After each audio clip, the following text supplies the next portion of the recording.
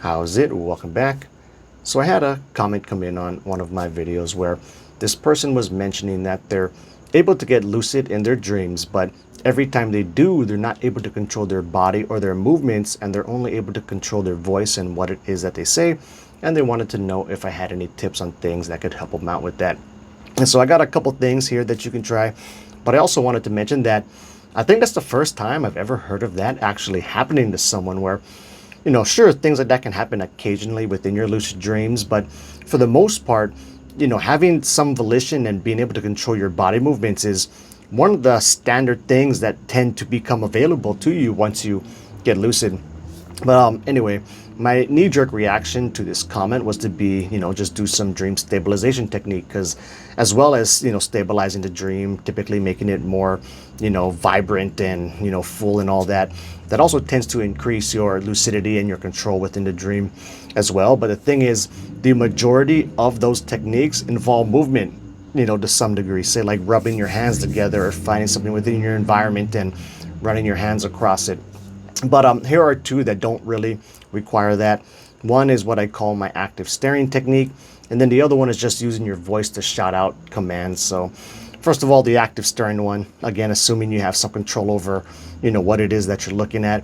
So for this, I simply just try to find something, not too far away, but I guess distance doesn't really matter, but find something in your relative close vicinity and try to look at it intently and bring it into sharper and sharper focus. But this is a very active thing you're doing, where sometimes just finding a fixed point within your dream and staring at it can cause you to actually wake up. So this is a kind of fine line to walk, and one you might have to mess around with. I actually say it's a lot like it's similar to like what you would do with one of these old school magic eye books, where you kind of, there's two ways to look at it. One is you bring it really close and you pull it away and it causes the image to kind of pop out. The other one is you look at it kind of far away and you kind of cross your eyes, and most of the time that causes the image or picture to sink in. So my active staring thing, at least to me, it feels a lot like doing the kind of cross-eyed one where you're doing it from far away. But basically just find something and very actively kind of like look at it, kind of like adjust your view on it and just bring it into sharper and sharper focus.